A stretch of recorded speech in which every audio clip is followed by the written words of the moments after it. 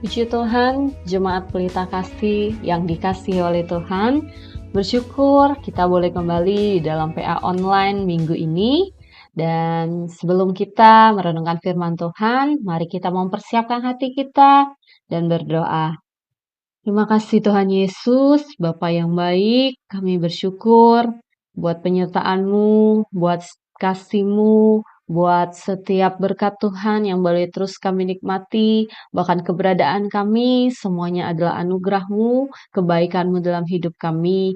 Kami bersyukur kami milik-Mu Tuhan, dan kami rindu mengenal-Mu, mengenal pribadi-Mu, lebih dalam lagi melalui firman-Mu. Engkau yang berikan kami hikmat-Mu, Roh Kudus pimpin kami dalam kebenaran-Mu, sehingga kami boleh semakin hidup berkenan di hadapan-Mu. Terima kasih Tuhan Yesus, kami siap untuk mempelajari firman-Mu di dalam nama Tuhan Yesus. Haleluya. Pada PA kali ini kita akan kembali membahas tentang Roh Kudus. Nah, khususnya kali ini terkait dengan pekerjaan dari Roh Kudus secara pribadi. Kalau kita melihat di dalam kisah pasal Rasul pasal yang kedua, pada peristiwa Pantekosta, di sana Roh Kudus bekerja secara massal. Nah, setiap orang yang datang pada saat itu mengalami pekerjaan Roh. Namun, Roh Kudus juga bekerja secara pribadi. Pekerjaan Roh Kudus dapat menjadi pengalaman pribadi setiap orang. Hari ini kita akan belajar dari seorang tokoh yang pertama kali ditulis dalam Alkitab dipenuhi oleh Roh Kudus, yakni Bezalel. Nah, Bezalel ini hidup di zaman Musa. Nah, tentu saja sebagai pemimpin bangsa Israel, Musa juga dipilih Tuhan dan dipakai Roh Tuhan secara luar biasa. Namun, di dalam Alkitab secara eksplisit yang pertama kali dituliskan dipenuhi Roh Allah adalah Bezalel. Nah, mari kita melihat firman Tuhan di dalam Keluaran pasal yang ke-31 ayat yang ke-1 sampai yang ke-5. Keluaran 31 ayat 1 sampai ke-5. Berfirmanlah Tuhan kepada Musa, "Lihat, telah kutunjuk Bezalel bin Uri bin Hur dari suku Yehuda, dan telah kupenuhi dia dengan Roh Allah, dengan keahlian dan pengertian dan pengetahuan dalam segala macam pekerjaan, untuk membuat berbagai rancangan supaya dikerjakan dari emas, perak, dan tembaga, untuk mengasah batu permata supaya ditata, untuk mengukir kayu, dan untuk bekerja dalam segala macam pekerjaan." Nah, kita akan melihat latar belakang Bezalel ini. Nah, siapakah Bezalel ini? Dia adalah seorang ahli pahat untuk emas, perak, pertukangan yang ditunjuk oleh Tuhan untuk membuat perlengkapan kemah suci atau yang biasa disebut dengan tabernakel. Nah, latar belakang dia, ia adalah cucu dari Hur. Nah, Hur adalah seorang tokoh yang memiliki peran penting dalam sejarah bangsa Israel. Kita lihat di dalam Keluaran pasal yang ke-17, ayat yang ke-10 sampai yang ke-12. Lalu Yosua melakukan seperti yang dikatakan Musa kepadanya dan berperang melawan orang Amalek. Tetapi Musa, Harun, dan Hur telah naik ke puncak bukit. Ayat yang ke-11. Dan terjadilah apabila Musa mengangkat tangannya, lebih kuatlah Israel. Tetapi apabila ia menurunkan tangannya, lebih kuatlah Amalek. Ayat ke-12. Maka penatlah tangan Musa, sebab itu mereka mengambil sebuah batu, diletakkanlah di bawahnya supaya ia duduk di atasnya. Harun dan Hur menopang kedua belah tangannya, seorang di sisi yang satu, seorang di sisi yang lain, sehingga tangannya tidak bergerak sampai matahari terbenam. Nah, Hur adalah orang yang menopang tangan Musa bersama dengan Harun saat peperangan melawan Amalek, sehingga pada akhirnya Yosua dan bangsa Israel dapat menang mengalahkan Amalek. Nah, dalam Keluaran 24 ayat yang ke-14 juga disebutkan Musa mempercayakan kepemimpinan kepada Harun dan Hur saat ia naik ke Gunung Sinai untuk menerima Taurat dari Tuhan. Nah, peristiwa-peristiwa ini menunjukkan bahwa Hur adalah orang kepercayaan Musa dan seorang pemimpin rohani, sehingga kemungkinan besar juga keluarganya memang dekat dengan pelayanan kepada Tuhan. Nah, demikianlah Tuhan mau kita membawa keluarga kita, anak kita, cucu kita, orang di sekitar kita untuk terus bersekutu dengan Tuhan, untuk terus datang dekat dengan Tuhan, setia kepada Tuhan, sehingga boleh menjadi bagian dalam pekerjaan Roh Kudus seperti cucu dari Hur, yaitu Bezalel ini. Nah, kita akan melihat latar belakang berikutnya. Bezalel berasal dari suku Yehuda.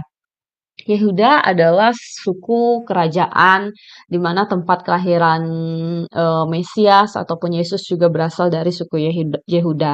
Nah, beberapa ahli teologi menyebutkan Bezalel dipilih dari suku Yehuda karena bermakna simbolis bahwa pekerjaan Allah dikerjakan melalui garis yang kelak akan membawa Mesias. Nah, namun kali ini di sisi lain saya ingin kita berfokus kepada suku Yehuda ini tidak dikenal umum sebagai kalangan pengrajin ataupun seniman. Nah, tetapi kita melihat dalam Yehuda pun Tuhan membangkitkan orang-orang dengan talenta kreatif tinggi yang sebenarnya bukan stereotip dari sukunya atau suku Yehuda ini.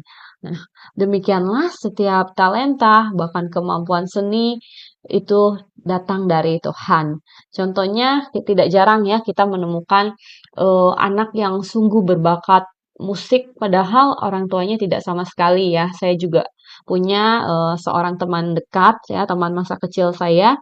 Dia dua bersaudara, satu keluarga bersama ayah dan ibunya juga setia di dalam pelayanan, tetapi berkali-kali ya kita sering melihat pada masa saya kecil di ibadah rumah tangga itu setiap kali papanya, ayahnya memimpin pujiannya dalam ibadah rumah tangga, kita semua senyum-senyum gitu ya, sampai bingung karena nadanya tidak tepat gitu dengan musiknya. Nah, tetapi beda dengan teman saya ini, dia bersama saya ya, saya juga dulu waktu SD belajar gitar, tetapi, sampai sekarang saya tidak bisa bermain gitar, tetapi dia begitu cepat langsung bisa bermain gitar. Kemudian kita belajar piano, dia langsung bisa juga dan tentu saya juga tidak bisa. Nah, tetapi, yang mengherankan kokonya juga begitu, kokonya, bisa bernyanyi, bisa bermain musik juga dengan, terlihat mereka memiliki talenta yang khusus gitu dibandingkan orang lain. Nah, demikianlah, membingungkannya gitu ya, kenapa tidak keturunan ya talenta itu. Apalagi kan seringkali bermusik kita melihatnya sebagai talenta turunan ya. Tetapi di sini kita melihat dalam case Bezalel ya, setiap talenta yang ada, apapun itu, yaitu datang dari Tuhan. Kemudian kita melihat pekerjaan Roh Kudus yang lebih detail di dalam kehidupan Bezalel ini, kita melihat firman Tuhan yang telah kita baca tadi dikatakan, telah kupenuhi dia dengan roh Allah, dengan keahlian dan pengertian dan pengetahuan dalam segala macam pekerjaan. Nah, Musa mengulangi pernyataan Allah ini beberapa kali pada Keluaran pasal yang ke-35 ayat yang ke-30 sampai 35. Keluaran pasal yang ke-36 ayat yang ke-1 dan ke-2 gitu ya. Nah, di sini saya bacakan Keluaran 36 ayat yang ke-1, demikianlah harus bekerja Bizael dan Aholiab dan setiap orang yang ahli yang telah dikaruniai Tuhan keahlian dan pengertian, sehingga ia tahu melakukan segala macam pekerjaan untuk mendirikan tempat kudus tepat menurut yang diperintahkan Tuhan. Ayat 2, lalu Musa memanggil Bezalel dan Aholiab dan setiap orang yang ahli, yang dalam hatinya telah ditanam Tuhan keahlian, setiap orang yang tergerak hatinya untuk datang melakukan pekerjaan itu. Tuhan sendiri yang memilih Bezalel dan memenuhi dia dengan Roh Kudus. Dalam bahasa aslinya, dipenuhi Roh Allah adalah bagian dari inspirasi ilahi, yakni kuasa ilahi yang memberi karunia khusus. Nah, yang pertama kita bahas salah satu, yang pertama adalah keahlian. Keahlian di sini bermakna bukan hanya kepandaian biasa, tetapi juga kecakapan moral dan spiritual dalam aplikasi praktis. Nah, keahlian yang bukan teknis saja, tetapi cakap secara moral dan spiritual yang dapat diaplikasikan secara praktis. Nah, kemudian kata pengertian. Pengertian bermakna kecerdasan mendalam untuk menilai dan menganalisis suatu hal. Nah, pengertian yang Tuhan berikan bukan kecerdasan biasa, atau yang kita sering bilang IQ, tetapi kecerdasan yang mendalam untuk menganalisis sesuatu. Nah, kemudian yang terakhir, pengetahuan. Pengetahuan di sini menggunakan kata yang bermakna pengetahuan yang berasal dari hubungan, pengalaman, dan pewahyuan. Nah, kita melihat keterampilan Bizael ini adalah hasil dari intervensi Roh Kudus, bukan hanya hasil latihan manusia biasa. Nah, Bezalel dipenuhi Roh Allah yang memberinya hikmat rohani dan keterampilan praktis untuk sebuah karya yang kudus dan visual. Bukan untuk bernubuat ataupun memimpin, tetapi untuk bekerja dengan keterampilan seni.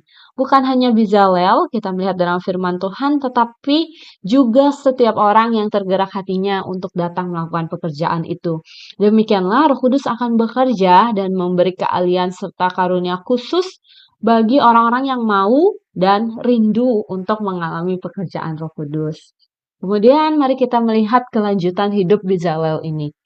Bezalel berhasil menyelesaikan kemah suci dengan pelaksanaan lengkap sesuai perintah Tuhan. Kita melihatnya di dalam Keluaran pasal yang ke-37 ayat yang ke-1, kemudian pasal yang ke-38 ayat yang ke-22. Saya akan bacakan versi terjemahan TSI yang lebih jelas, ayat yang ke-22. Bezalel anak Uri, cucu Hur dari suku Yehuda, memimpin para pengrajin supaya segala sesuatu dikerjakan persis seperti yang Tuhan perintahkan kepada Musa. Nah, Bezalel bukan sekedar seniman biasa. Ia telah membangun tabernakel, kemah suci, di mana pada saat itu adalah tempat kediaman Allah, sehingga Allah hadir di tengah umatnya Israel pada saat itu. Nah, nama Bezalel tetap dikenang dalam sejarah Israel. Dia disebutkan lagi di dalam 1 Tawarik pasal yang kedua ayat yang ke-20 sebagai garis keturunan suku Yehuda, dan 2 Tawarik 1 ayat yang kelima dikatakan, namun mezbah tembaga yang dibuat Bezalel bin Uri bin Hur masih ada di sana di depan kemah suci Tuhan. Maka kesanalah Salomo dan jemaat itu meminta petunjuk Tuhan. Nah, dalam firman itu dikatakan benda-benda buatan Bezalel termasuk mezbah tembaga masih digunakan pada zaman Salomo, yakni ratusan tahun kemudian. Nah, bahkan beberapa tradisi Yahudi menghormati Bezalel ini sebagai arsitek spiritual. Bahkan beberapa penafsir percaya bahwa Bezalel ini diberi hikmat ilahi, mirip seperti hikmatnya Salomo yang tidak biasa pada zamannya. Demikianlah saudara, hari ini kita belajar pekerjaan Roh Kudus tidak hanya dalam kegiatan keagamaan, seperti mungkin yang kita tahu nabi besar Elia, atau raja yang memimpin perang seperti Daud yang dipenuhi Roh Tuhan. Nah, ataupun pelayanan mimbar, pelayanan altar dalam ibadah di gereja kita. Melainkan Roh Kudus bekerja secara pribadi melalui setiap talenta, kemampuan pribadi yang diberikan Roh itu kepada kita. Kita belajar dari Bezalel yang tidak berkhotbah, bahkan tidak menulis kitab, tetapi karyanya menjadi bagian dari hadirat Tuhan selama ratusan tahun. Dalam pekerjaan dan apapun yang kita lakukan, mari kita hadirkan Allah di tengahnya. Mari kita kejar pekerjaan Roh Kudus dalam kehidupan ini. Sebab hanya Roh Kudus yang dapat membantu kita dalam setiap kelemahan kita, seperti yang tertulis di dalam firman Tuhan di dalam Roma pasal yang ke-8 ayat yang ke-26.